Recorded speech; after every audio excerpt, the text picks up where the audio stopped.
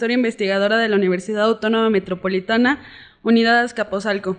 La doctora Sosa es coordinadora del 7º Congreso Nacional de Investigación en Cambio Climático en la sede UAM, miembro del Consejo Mundial de las Ciencias Sociales, así como del Sistema Nacional de Investigadores. Es ganadora del Premio de la Academia Mexicana de Ciencias, Mujeres en la Ciencia, y cuenta con diversas colaboraciones con la Universidad de las Naciones Unidas en Canadá y Alemania, así como con el Programa de las Naciones Unidas para el Desarrollo y el Banco Interamericano de Desarrollo.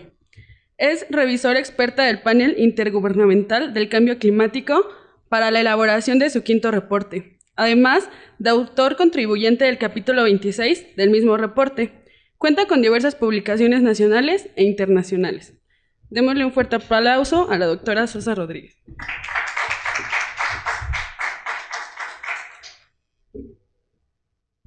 Hola chicos, buenas tardes, gracias por la resistencia.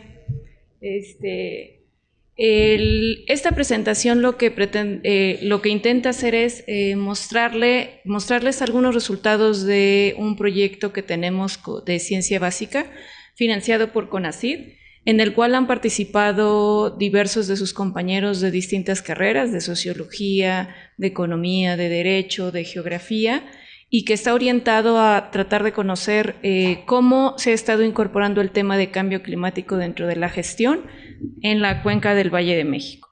A grandes rasgos quiero, antes de pasar al proyecto, comentarles cómo está la discusión en materia de cambio climático. Después hablarles sobre la cuenca del Valle de México y cómo esta, a través de distintas decisiones de gestión, ha sido modificada. Comentarles acerca de las tendencias climáticas y de las proyecciones en la cuenca. También hablarles sobre la percepción que tienen los actores a partir de unas entrevistas que realizamos en los consejos de cuenca, y comentarles hacia dónde va el proyecto, que todavía nos queda prácticamente un año para poderlo concluir. Bueno, el cambio climático constituye un reto importante para la humanidad. Es resultado del calentamiento del planeta por la quema de combustibles fósiles asociados a tanto cambios de uso de suelo como por el desarrollo de las distintas actividades económicas. Esta quema de combustibles fósiles genera gases que se conocen como gases de efecto invernadero, que incluyen el monóxido de carbono, el dióxido de carbono, el metano, óxidos de nitrógeno, entre otros. Y como resultado de su concentración en la atmósfera, lo que ha ocurrido es que se están modificando los distintos parámetros climáticos.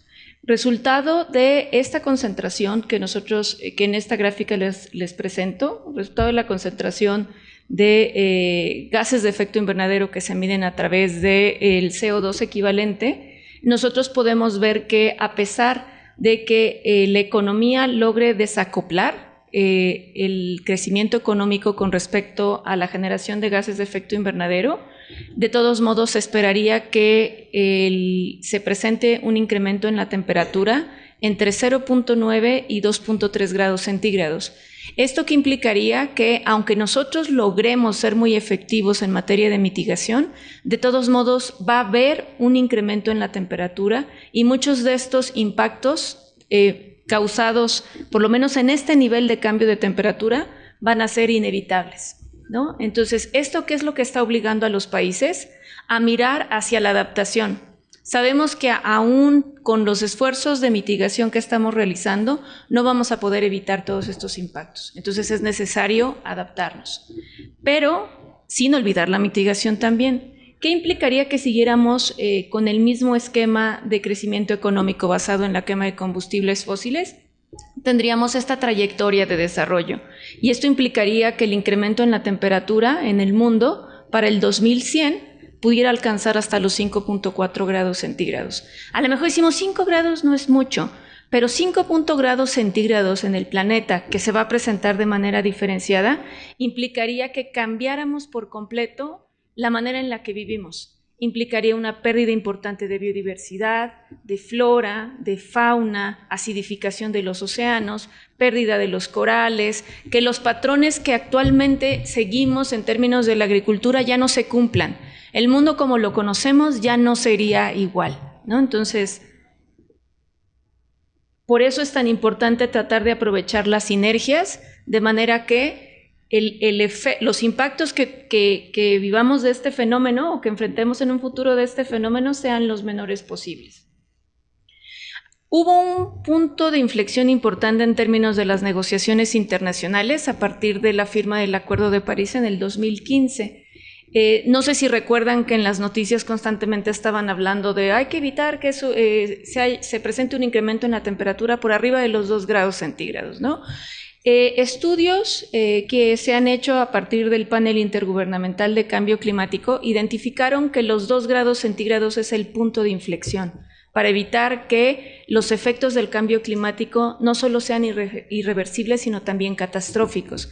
Entonces, mucha de la negociación se centró en tratar de evitar que alcancemos este incremento.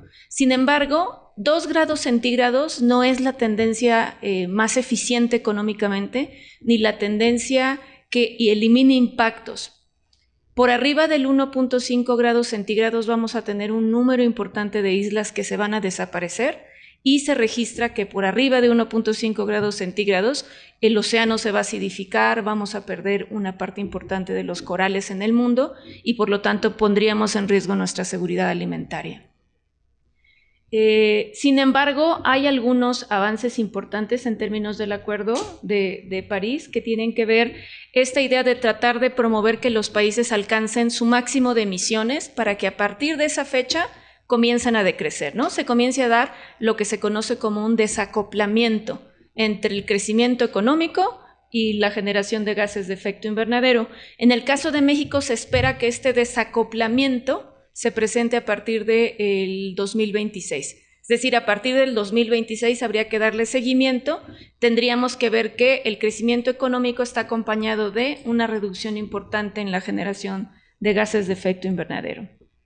También se está buscando promover las emisiones netas de gases de efecto invernadero, es decir, no vamos a dejar de emitir gases de efecto invernadero, ¿no?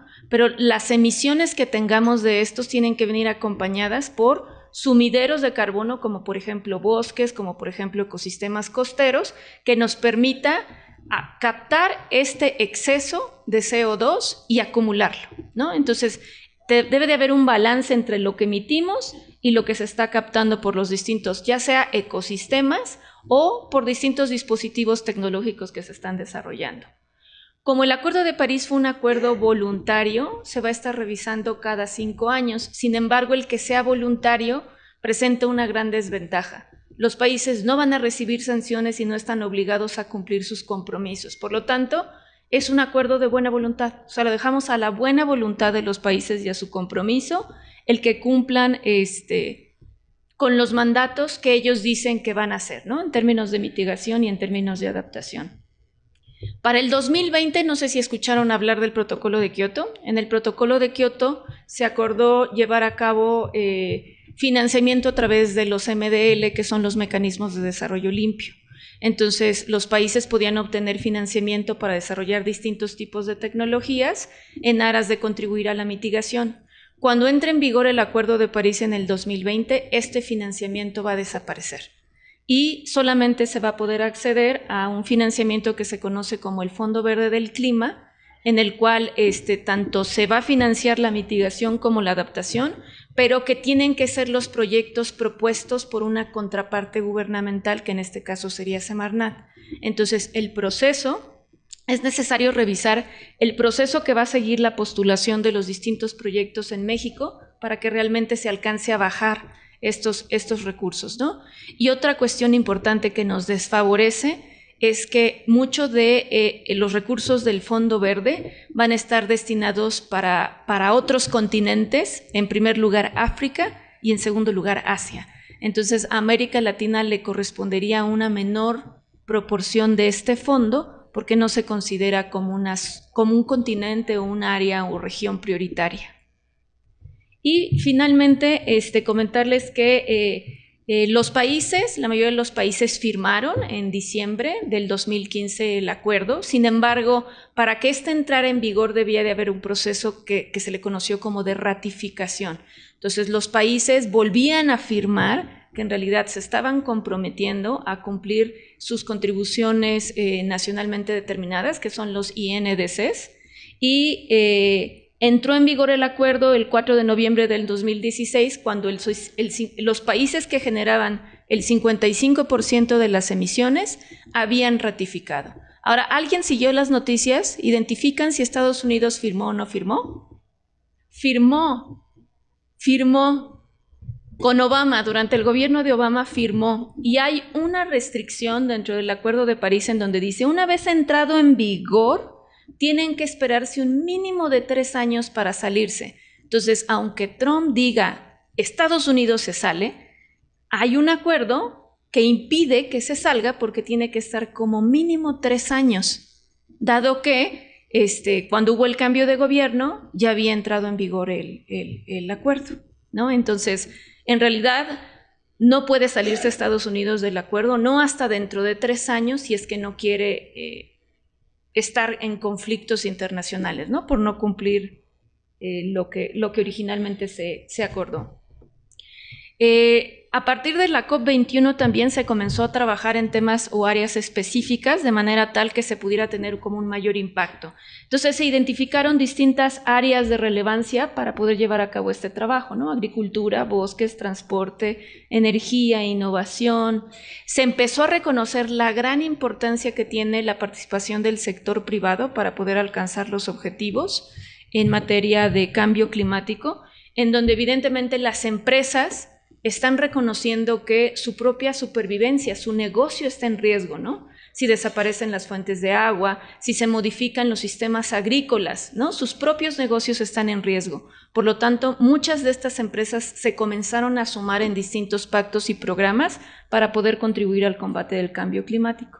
Y el cambio climático y todos estos esfuerzos son transversales a poder cumplir con los objetivos de desarrollo del milenio, ¿no? ¿Por qué? Porque incide en el combate a la pobreza, incide en ciudades resilientes, incide en el agua, en la salud, en muchos de los objetivos del desarrollo del milenio. Desafortunadamente, cuando se negoció el Acuerdo de París, en un inicio se pensaba hacer este acuerdo obligatorio, es decir, los países que no cumplieran con sus contribuciones iban a estar sujetos a recibir sanciones, ¿no? Pero en aras de mantener como el clima político favorable para que un mayor número de partes, es decir, de países que son miembros de esta convención, firmaran, se decidió dejarlo voluntario, por lo tanto no se hablaron de sanciones, no se hablaron de compensaciones, ni de que fuera un tema obligatorio. Sin embargo, muchos de los países, sobre todo las islas que son las más afectadas, incluso para esa fecha, para el 2015, ya teníamos los primeros refugiados del clima. En la isla de Kiribati ya está quedando bajo el nivel del mar y ya gran parte de la mayoría de su población tuvo que dejar la isla y migrar, ¿no? Entonces se espera que este tipo de fenómenos continúe y se identificaron 10 islas que potencialmente pudieran desaparecer en los próximos años si no se logra mitigar, ¿no? Entre ellas, pues, Fiji, Micronesia, las Maldivas, etcétera, ¿no? Los países de América Central también estaban muy interesados en favorecer una discusión para que el objetivo no fueran los 2 grados centígrados, sino 1.5, porque esta zona de nuestro continente está constantemente afectada por huracanes, ¿no? Y entonces ahora ya no solo toca tierra un huracán, ¿no? Sino tocan 2 o 3 y las categorías se están incrementando, ya no son categoría 3, sino ya estamos llegando a la categoría 5, que son los más destructivos. Y pues lo que les comentaba, ¿no? El panel intergubernamental, a la hora de hacer los escenarios, ni siquiera consideraron los 1.5 grados centígrados como una opción. ¿Por qué no lo consideraron como una opción? porque es muy difícil que lo logremos. Entonces empezaron a trabajar sobre metas más razonables, más factibles de que pudiéramos alcanzar como humanidad, y lo dejaron en los 2 grados centígrados. Entonces, los escenarios que se están trabajando actualmente están considerando evitar incrementos de 2 grados centígrados, no de 1.5, que sería lo deseable, ¿no?, para evitar impactos. Y como les comentaba, esta gráfica representa qué porcentaje del Producto Interno Bruto de los países tendríamos que destinar para poder revertir las consecuencias del cambio climático, ¿no? Y se hizo un análisis para un horizonte del 2030. Si ustedes ven, no mitigar implicaría aproximadamente, es una estimación, que el 60% del Producto Interno Bruto de los países se destine a evitar estos costos o revertirlos, ¿no? ¿Saben cuánto destinamos a la educación? Digo, para todas las escuelas públicas que tenemos en el país. Aproximadamente un 1%. ¿Se imaginan lo que sería 60% del Producto Interno Bruto, sencillamente para disminuir o revertir estos impactos? Sería muy complicado económicamente para todos los países, ¿no? Y obviamente el escenario más deseable es evitar un incremento por arriba del 1.5 grados, pero difícilmente se estima que se va a alcanzar. De hecho, en las proyecciones que estuvo haciendo el IPCC sobre las contribuciones que los países entregaron, se proyecta que la temperatura del mundo no vamos a alcanzar ni siquiera los 2 grados centígrados. Con las acciones que los países se comprometieron a realizar, se estima que la temperatura en el planeta puede incrementarse entre los 2.9 y los 3.1 grados centígrados. Estamos por arriba del punto de inflexión, aún cumpliendo los compromisos de todos los países, ¿no? Entonces, ¿qué es necesario hacer? Que los países se comprometan más y que en realidad haya mayores esfuerzos en materia tanto de mitigación como de adaptación. ¿Qué pasa en el caso de nuestro país? Nuestro país tiene un comportamiento particular. Todo lo que México se comprometió a través de sus contribuciones nacionalmente determinadas, de sus INDCs, está respaldado por la Ley General de Cambio Climático, ¿no? Somos el único país que sus compromisos vienen validados por la ley, ¿no? Entonces, por lo tanto, sus compromisos no condicionados los tenemos que cumplir porque está en la ley, ¿no? Nosotros ocupamos el lugar número 12 en términos de generación de gases de efecto invernadero. Generamos el 1.62% de los gases de efecto invernadero. Y en estos acuerdos de los INDCs, los países firmaron acciones condicionadas y no condicionadas.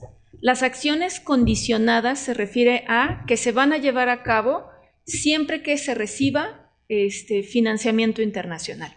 Si no se recibe financiamiento internacional, el país no está comprometido a alcanzarlas y solamente llevará a cabo aquellas estrategias para las cuales cuente con financiamiento, ¿no? Sería financiamiento directamente del país. En el caso de México, sus metas no condicionadas, es decir, las que nos comprometimos dentro de esta Ley General de Cambio Climático a cumplir, es reducir las emisiones de gases de efecto invernadero para el 2030 en un 22%. Si recibimos financiamiento, el 2020 está muy cerca, entonces olvidémonos de este objetivo, ¿no? Reducirlo en un 30%. Pero si recibimos financiamiento hasta el 2050, en este periodo, hasta el 2050, podemos alcanzar una reducción del 50%. Si recibimos este financiamiento, también está la propuesta de generar electricidad por fuentes de energía limpia en un 35%. Pero bueno, hasta la fecha en realidad no se ha recibido este financiamiento para poder alcanzar estas metas más ambiciosas. ¿Cuánto se estima que están los costos que costaría la mitigación y la adaptación? Aproximadamente 113.57 billones de dólares, ¿no? Y lo más interesante está en este punto, ¿sí?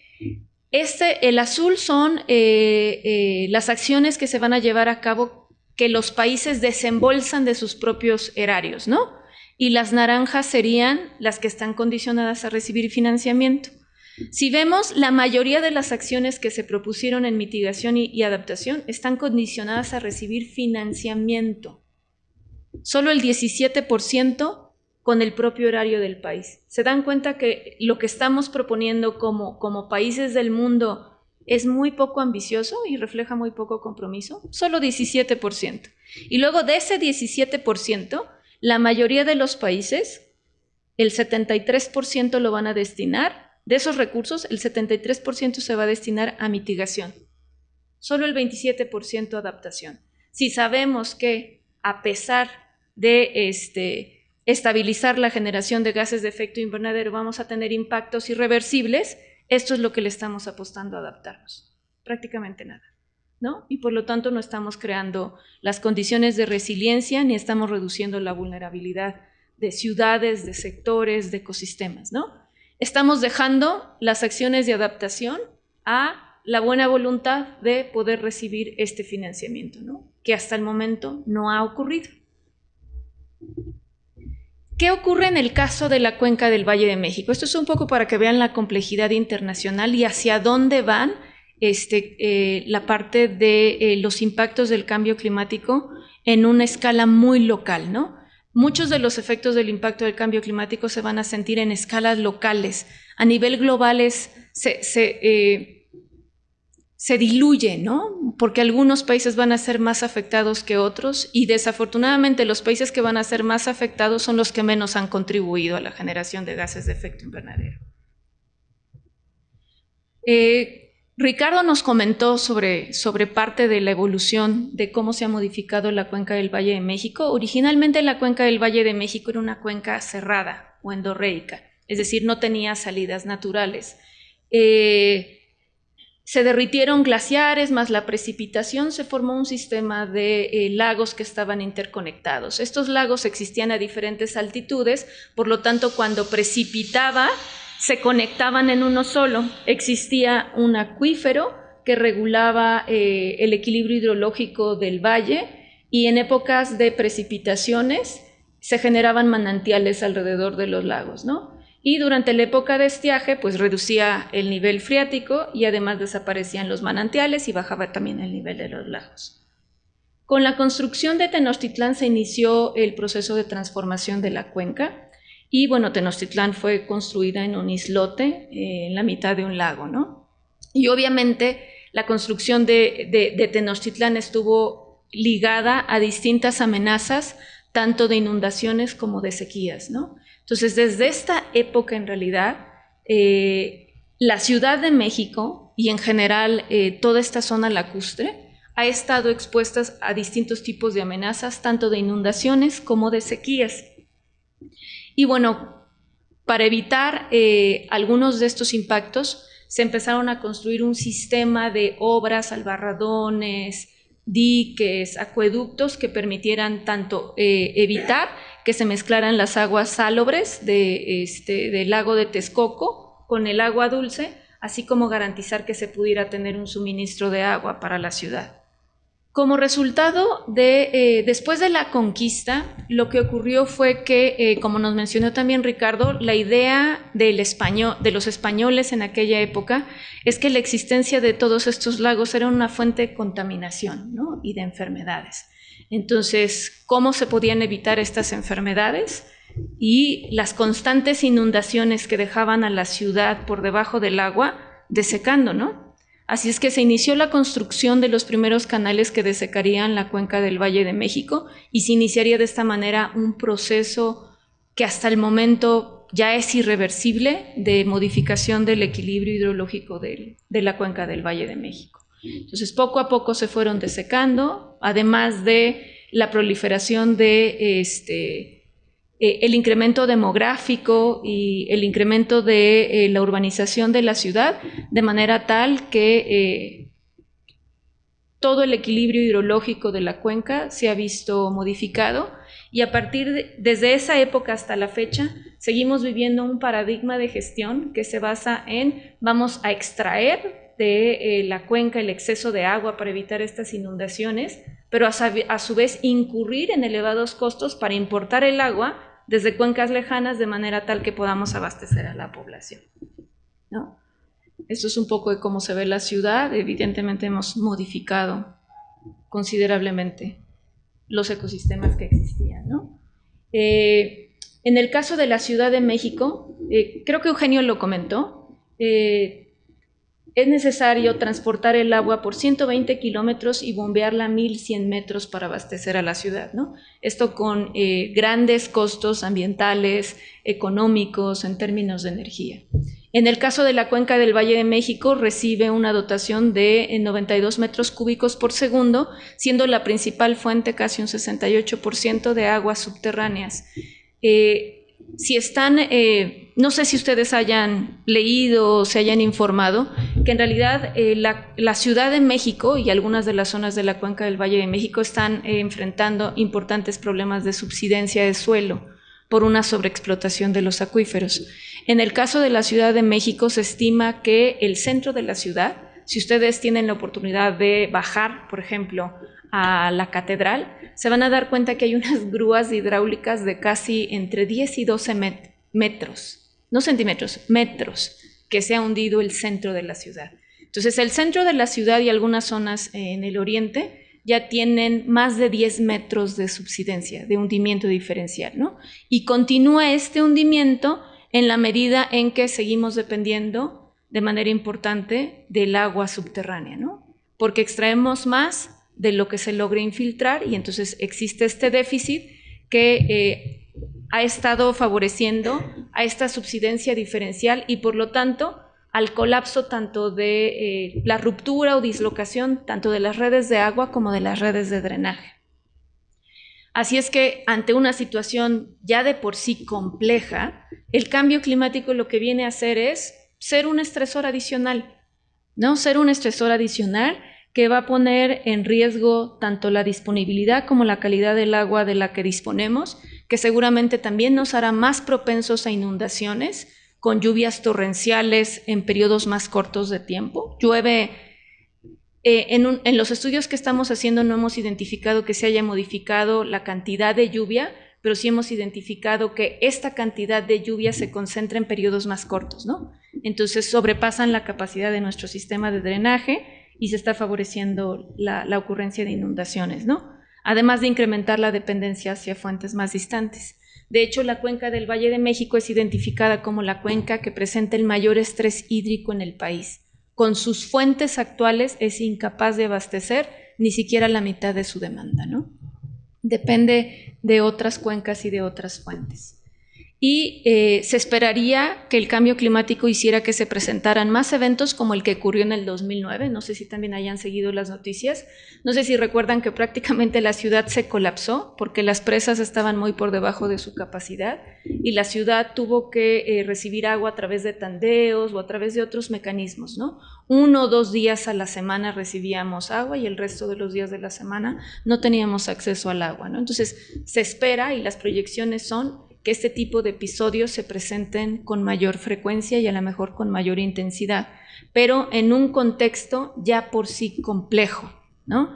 Por ejemplo, este mapa representa un índice que habla sobre la falta de agua y si vemos existen zonas, sobre todo en la parte sur de la ciudad, que ya se encuentran en un riesgo alto por la falta de agua y lo mismo con respecto a la calidad, ¿no? El problema de la calidad está más distribuido, ¿no? No se cumplen con las normas oficiales mexicanas en términos de garantizar un suministro de agua seguro. Este tipo de problemas se esperaría que se siguieran incrementando. Lo que estuvimos trabajando como parte del proyecto es poder analizar cuál ha sido las tendencias y si ha habido o no variabilidad climática en la cuenca del Valle de México desde 1950 hasta la fecha. Lo que hemos encontrado es que se tienen algunos registros de que la temperatura máxima ha alcanzado incluso 4 grados por arriba de la temperatura máxima promedio, ¿no? Son registros de días en donde la temperatura está por arriba de estos 4 grados centígrados, ¿no? De lo que se tenía comúnmente registrado. En el caso de la temperatura mínima, se ha encontrado que cada vez con menos frecuencia podemos encontrar temperaturas por debajo de los 0 grados centígrados y en general la temperatura mínima promedio se ha incrementado aproximadamente en unos 3 grados. En el caso de cómo se ha comportado el patrón de la precipitación, hemos identificado que en realidad la precipitación total acumulada prácticamente no ha cambiado, pero que el número de días en donde se tiene lluvia extrema se está incrementando. Entonces se está precipitando en un periodo más corto de tiempo. Y de hecho, otra cosa que hemos identificado en el análisis de estas tendencias es que las estaciones del año se están modificando. Ha habido un desfase con respecto al periodo de lluvias. Ya no está empezando a llover como corresponde al periodo de lluvias de junio a octubre, sino que está empezando a llover desde mediados de julio hacia octubre, ¿no? Entonces estamos perdiendo como un mes y medio que se está modificando las estaciones del año. Y en el caso de la temperatura media, está más o menos aumentado en 1.5 grados en este periodo. Consideren que parte de este incremento en la temperatura no necesariamente se explica por el cambio climático. Una parte importante ha sido también resultado de las islas de calor de las ciudades, ¿no? A la hora que cambiamos y tenemos edificaciones de concreto y de asfalto, se incrementa también el calor. Las tendencias que hemos estado identificando, lo que hicimos fue analizar cómo se ha comportado la temperatura tanto por estaciones del año como por meses a partir de un análisis de normales climáticas que implican lapsos de tiempo de 30 años. Entonces, si ustedes pueden ver, por lo menos a primera vista parecería ser que hay un incremento en la temperatura tanto en el invierno como en la primavera, en el verano como en el otoño, ¿no? Entonces, visualmente sí pudiéramos ver que hay una cierta tendencia a la alza en los distintas normales climáticas de las diferentes estaciones del año. Para poder validar si esta tendencia es estadísticamente significativa, estamos corriendo unas pruebas que se llaman Mann-Kendall para poder verificar y validar que es verdad que la temperatura se está incrementando, ¿no? Por lo menos en este periodo del 50 al 2014. Para algunas entidades no hemos encontrado esta evidencia que valide que existe esta tendencia. Sin embargo, para otras entidades como la Ciudad de México, el Estado de México, sí existen evidencias de este incremento de la temperatura, ¿no? También hay que tomar en cuenta que estos análisis están tomando el agregado. Nosotros hemos encontrado puntos específicos, municipios específicos en los cuales es claro el incremento en la temperatura, pero esto requiere que hagamos un análisis más minucioso considerando la distribución de estos impactos en el espacio, ¿no? De manera espacial. En el caso de la precipitación, era lo que ya les comentaba, no se ha identificado tendencia, pero sí en el sentido de que el número de días donde se presentan precipitaciones muy intensas de más de 50 milímetros sí se ha estado incrementando. La información que estuvimos trabajando proviene tanto del Servicio Meteorológico Nacional, fue una información diaria. En el caso de la información histórica, se revisó, se corrigió por RClimDex, que es una herramienta de control de calidad, y en el caso de los escenarios, estos nos fueron proporcionados por el INEC para los nuevos escenarios propuestos por el quinto reporte del Panel Intergubernamental de Cambio Climático. Nuestro interés es poder determinar si el cambio climático va a tener efectos en la disponibilidad y calidad del agua, para lo cual vamos a construir diferentes escenarios en estos horizontes de tiempo: 2015, 2039, 2045, 2069, 2075, 2099.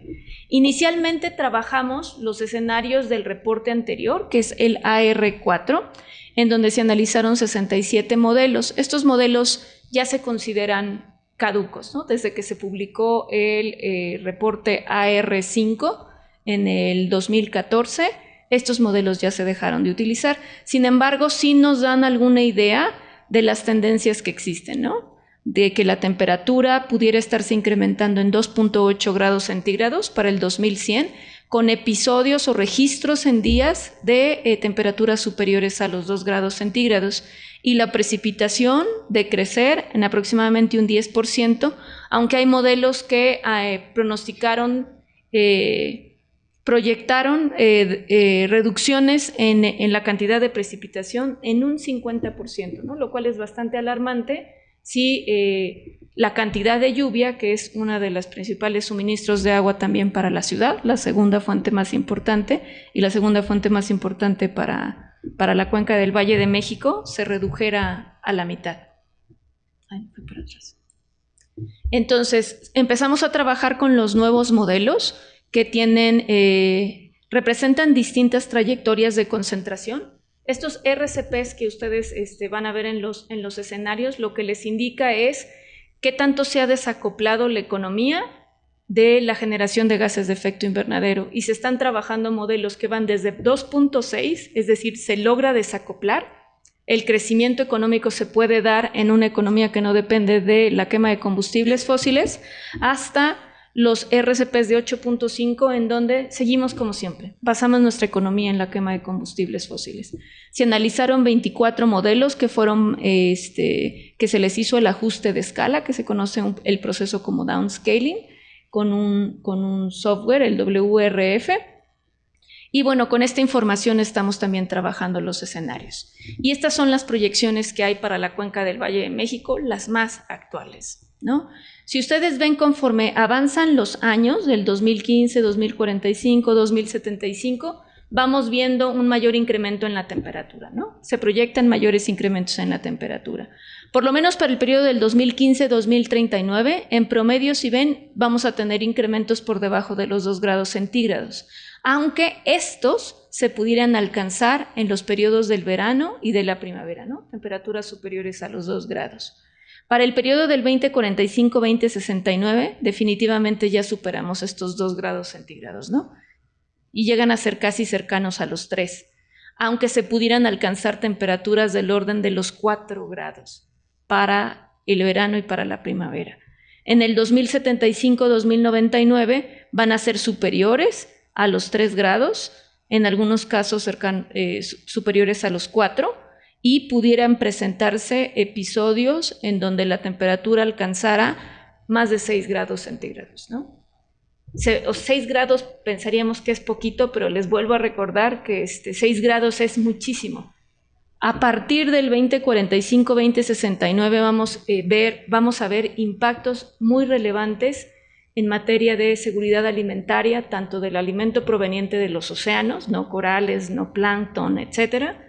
Bueno, no es que no, pero sí con impactos, ¿no? O sea, con impactos severos y modificaciones importantes también en los sistemas agrícolas. Y como ven, se manejan distintos modelos, cada uno de estos modelos dependiendo de las variables, de cómo hagan la parametrización, de qué tipo de consideraciones tengan en términos de las trayectorias económicas de crecimiento, van a pronosticar distintos niveles de impacto, ¿no? Entonces, por lo menos en esta primera fase del 2015-2039, pues los impactos están en este orden, ¿no? Entre 1 y 1.5 grados, ¿no? Para algunos incluso es menos de 1 grado. Conforme vamos avanzando y se va haciendo más oscuro, implica que la temperatura se está incrementando, ¿no? Entonces, si ven, ya tenemos más espacios en donde la temperatura está cercana a los 3 grados e incluso más de los 3 grados, ¿no? Esta es la cuenca del Valle de México, ¿no? Y la cuenca del Valle de México está integrada por la Ciudad de México, el Estado de México, Hidalgo y Tlaxcala. Y este es el escenario para el 2075-2099, ¿no? Conforme el color comienza a ser más intenso, implican ya incrementos en la temperatura del orden del 5 o 6 grados centígrados. En el caso de la precipitación total acumulada, igual vamos avanzando hacia los escenarios en columna, hacia abajo. Para el periodo del 2015-2039, podemos identificar reducciones en la precipitación de menos del 5%, ¿no? Aunque en el otoño se espera que la precipitación se incremente, pero la temporada de lluvias no es en el otoño, es en el verano, ¿no? Entonces, aquí mismo en los modelos se está identificando ya este desfase en las estaciones del año, ¿no? Y eso va a implicar un montón de energía, de investigación, de gestión que permita hacer frente y que permita que nos adaptemos a todos estos cambios. Aunque la reducción en la precipitación pudiera alcanzar el orden de 16% menos de la que se acumula en el año, ¿no? Recuerden que la segunda fuente de suministro de agua proviene de las fuentes superficiales, para el caso de la cuenca del Valle de México, por lo tanto, estaría en riesgo casi la mitad del agua que abastece a la cuenca, ¿no? Y si recuerdan las presentaciones anteriores en la de Eugenio, comentaba que pues prácticamente en muchas partes del país el agua superficial es la que principalmente abastece, ¿no? A las ciudades, a la industria. Entonces, reducciones importantes en la precipitación que se acumula implica un mayor estrés hídrico y una mayor competencia entre los distintos usuarios. Para el 2045-2069 ya tenemos registradas reducciones del orden del 12% en la precipitación, pero puede alcanzar hasta el 21%, ¿no? Estamos hablando de casi una quinta parte, ¿no? Y lo mismo, en el otoño tenemos este desfase, ¿no? Este desfase en las estaciones del año. Para el 2075-2099, estas reducciones en la precipitación pudieran ser del orden de un 25%, pero ya se empieza a prever, ¿no? Desde el 45 y desde el 15, que en el otoño pudiera no presentarse un incremento en la precipitación, ¿no? O sea que a lo largo de las estaciones de todo el año pudiéramos tener menos agua, ¿no? Lo cual pondría en una situación de riesgo a la cuenca y a las distintas ciudades que se localizan en esta. De la misma manera, vamos a tener distintos escenarios con diferentes pronósticos, pero en la mayoría, como pueden ver, los colores más amarillos, ¿no? Hacia los anaranjados, representan reducciones, ¿no? Solamente en algunos espacios, ¿no? Y en algunos modelos se pueden identificar aumentos en la precipitación, pero en una gran parte de ellos se están identificando reducciones, ¿no? Reducciones en distintos órdenes. Conforme va aumentando el tiempo, estas reducciones van a ser más marcadas, ¿no? Sobre todo, vean, en la precipitación para la cuenca, pues tenemos reducciones importantes en el Estado de México, ¿no? Y en la misma ciudad, ¿no? Reducciones del orden de aproximadamente el 8%. Y no solamente en la ciudad, ¿no? Tiene que precipitar para que el agua se infiltre, ¿no? Entonces afectaría nuestra primera fuente de suministro de agua, que es el agua subterránea, pero además también afectaría una de las cuencas de las que nos abastecemos, ¿no? A través del sistema Lerma-Cutzamala. Entonces también se estaría poniendo en riesgo el agua superficial. Y conforme pasa el tiempo, vamos teniendo igual impactos más marcados en ciertas zonas de la Ciudad de México, del Estado de México, de Hidalgo. Nos dimos también a la tarea de analizar si históricamente había evidencia o no de impactos asociados a la variabilidad climática, ¿no? Y qué tipo de estrategias se habían llevado a cabo. Se revisaron 223 eventos que de un periodo largo, prácticamente desde 1300 hasta la fecha, y se identificó que a pesar de que la mayoría pensaría que la cuenca del Valle de México está más expuesta a inundaciones. ¿Me equivoco? ¿Quién pensaría que estaría más expuesta a inundaciones? ¿Y quién pensaría que estaría expuesta a sequías? Previo a ver esta diapositiva. Solamente una o dos personas. Yo pensaba lo mismo. Yo pensaba que la cuenca del Valle de México estaba más expuesta a inundaciones. Lo juraba y lo perjuraba, ¿no?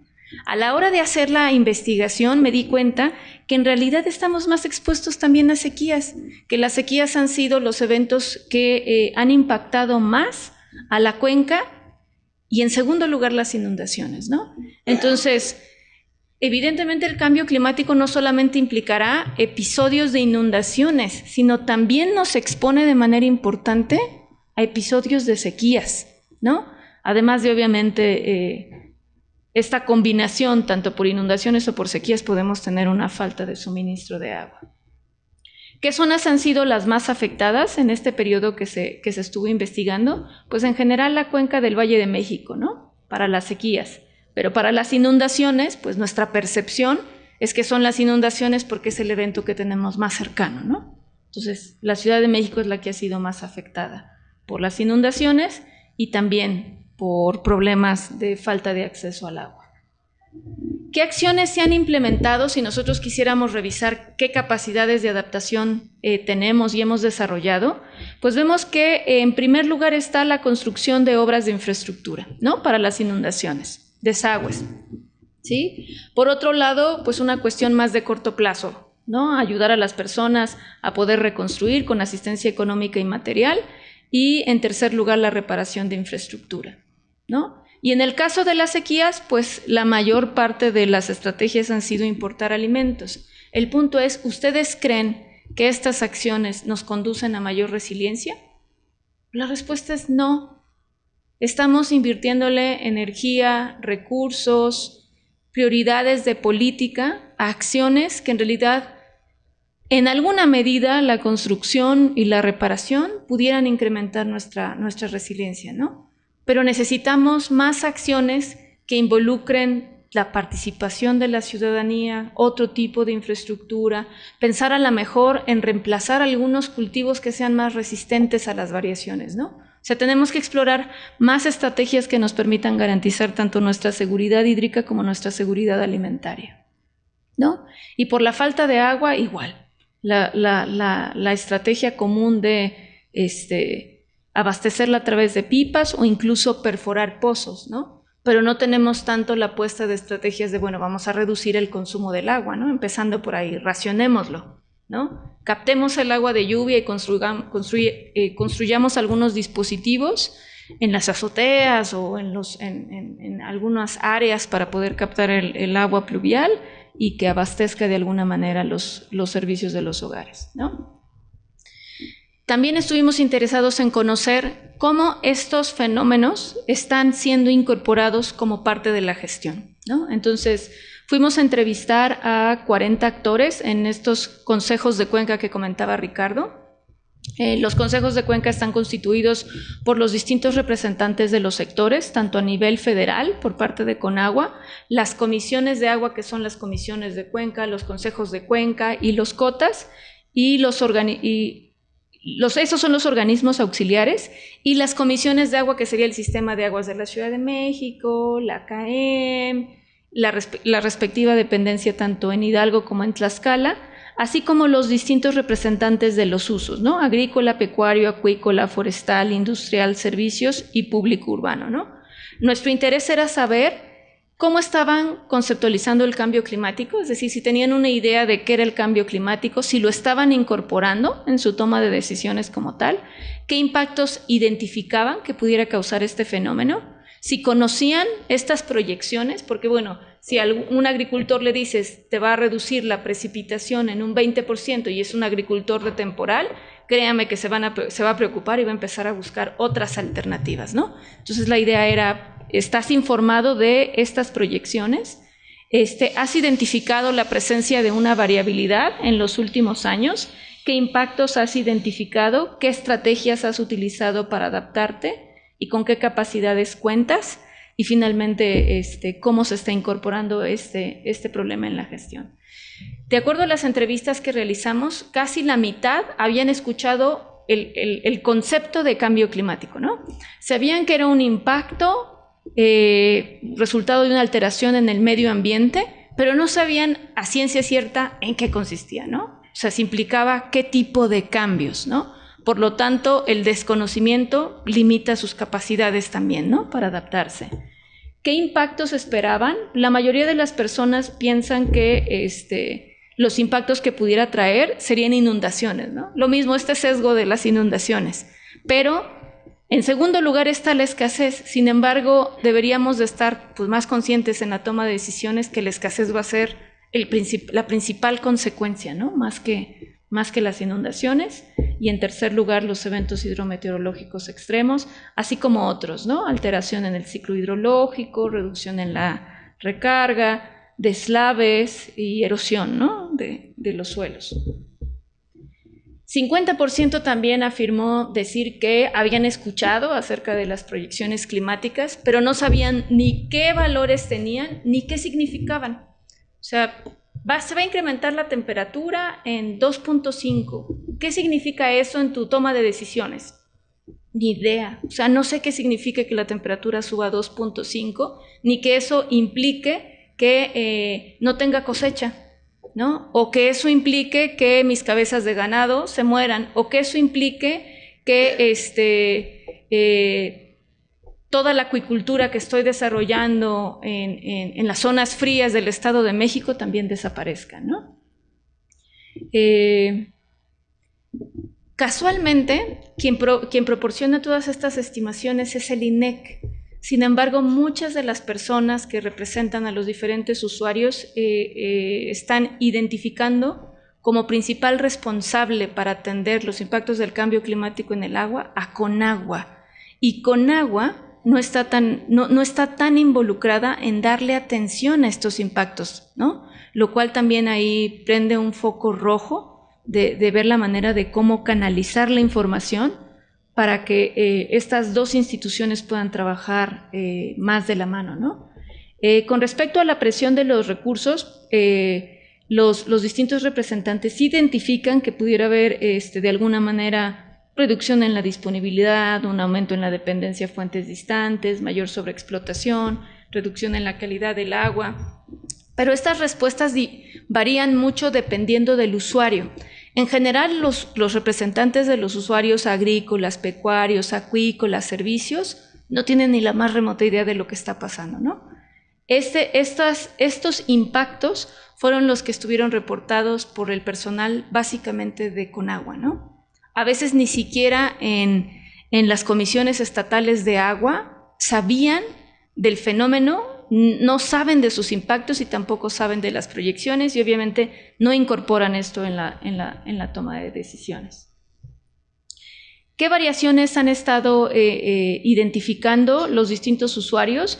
Identifican que se han presentado lluvias atípicas, desfase en las estaciones, sobre todo los usuarios agrícolas, validan que las estaciones del año están desapareciendo y están también en su práctica han evidenciado también que hay un desfase o desaparición de las mismas y un incremento en la temperatura. ¿Qué tipo de estrategias están implementando? Básicamente son estrategias más bien de corte individual, ¿no? Poner un pozo, poner un techo, pero son estrategias que en realidad, si bien pudieran reducir un poco su vulnerabilidad, en realidad se necesitan ejercicios colectivos de mayor impacto, ¿no? Para que en realidad se creen las condiciones para poder reducir la vulnerabilidad.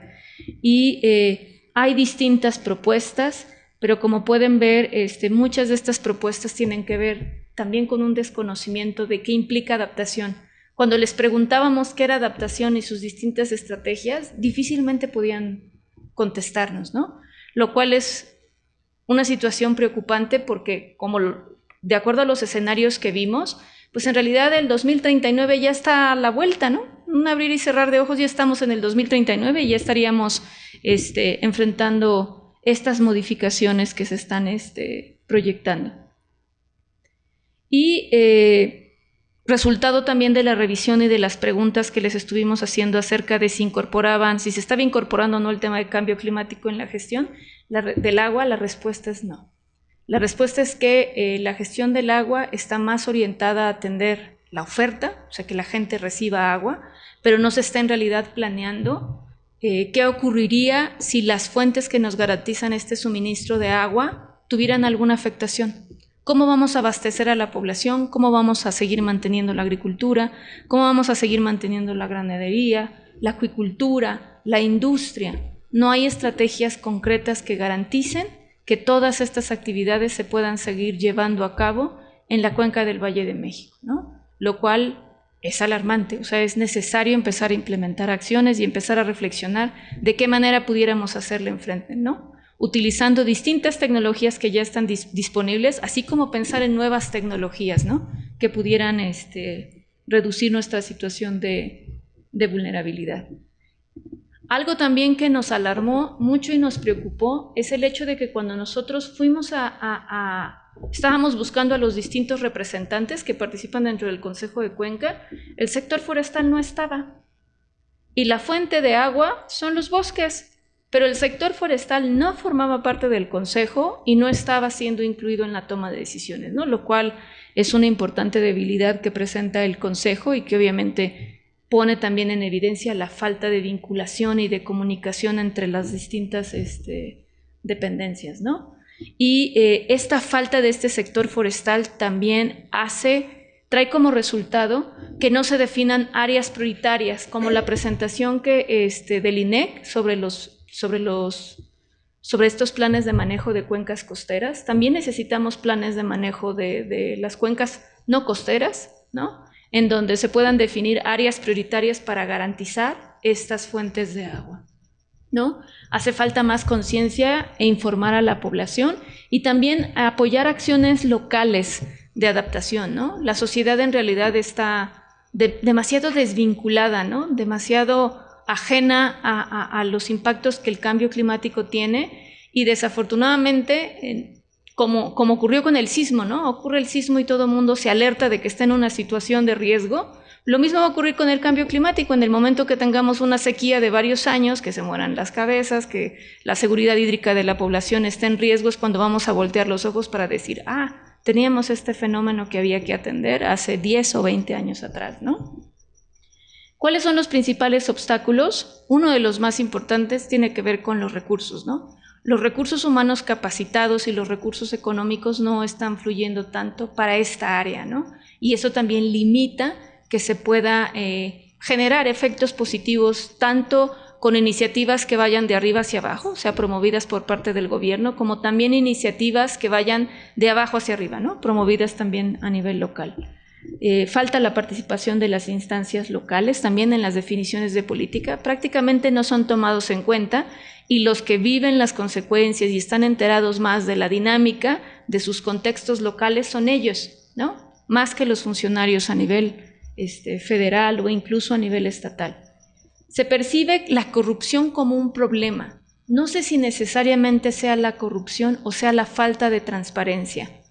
Los representantes del Consejo de Cuenca comentaban mucho que no sabían cuántos recursos se designaban, tanto para la gestión del agua como para el combate del cambio climático, ni quién los tenía, ni cómo los usaba, ni bajo qué criterios, ¿no? A lo mejor se están usando bien, pero el hecho de que no sabemos quién los tiene, cómo los maneja, qué criterios hay para la asignación de los mismos, nos hace pensar que hay problemas de corrupción, cuando a lo mejor pudieran ser sencillamente problemas de transparencia, ¿no? Esto habría que revisarlo con más detalle, ¿no? Hay una completa ignorancia del problema, sobre todo en los ciudadanos de a pie. Siempre va a ser más taquillero el concierto de One Direction, etcétera, y más sexy que hablar de cambio climático, ¿no? Pudiéramos tener el auditorio lleno de gente interesada, pero pues bueno, no viene un rockstar ni alguna tecnología nueva, ¿no? Para presentar, ¿no? Y los problemas de coordinación, ¿no? Coordinación y colaboración entre instituciones. Algunas de las estrategias de adaptación que ya hemos identificado que se están implementando tienen que ver con la construcción de infraestructura, ¿no? Para prevenir deslizamientos, para reducir el consumo de energía, para la captura de agua, pero más a nivel institucional, ¿no? No se han hecho ejercicios propiamente para la captura del agua de lluvia, más a nivel local, ¿no? A nivel edificio, a nivel casa, habitación, ¿no? Sino son más bien unas lagunas grandes de captación que se tienen en algunos puntos de la ciudad y también de la cuenca. Sí se han tenido mejoras en términos de la predicción de eventos y de los sistemas de alerta temprana a través de desarrollos de nueva tecnología, dispositivos ahorradores de agua, y se han tenido algunas iniciativas, ¿no? También para los ajustes de los precios del agua para favorecer un consumo más racional, ¿no? Así como algunos dispositivos tecnológicos para reducir las emisiones de los sistemas sépticos y de tratamiento de aguas. ¿Pero qué falta? Bueno, no me cabía la lista para poner todo lo que faltaba, así es que puse lo que consideré más importante. Y uno de ellos tiene que ver con esta idea de recuperar los ríos y los canales de agua, ¿no? O sea, ver la manera, hay proyectos que se están iniciando que van a tratar de recuperar los ríos que están entubados, porque los ríos en esta ciudad y en muchas ciudades y en muchas partes del país son utilizados como receptáculos de las aguas residuales, ¿no? ¿Y qué pasa si los usamos como receptáculos de las aguas residuales? Pues reducimos nuestra disponibilidad, ¿no? Para poder consumir esa agua. Esa agua se contamina y a su vez va contaminando a todos los efluentes en donde se va virtiendo para disponerlos en el mar, ¿no?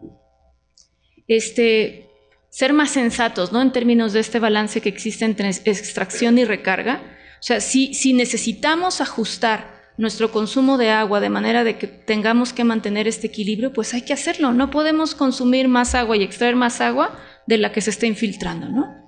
Entonces tenemos que ver de qué manera se implementan acciones que garanticen este balance, ¿no? Se necesitan definir áreas prioritarias. Ahorita con este proyecto del INEC se están definiendo áreas prioritarias, pero en las cuencas costeras. ¿Qué va a pasar en las cuencas que no son costeras, que son muchas, ¿no? Hay que trabajar en esta definición de estas áreas, sobre todo porque estas áreas van a representar y representan importantes zonas de recarga de agua, ¿no?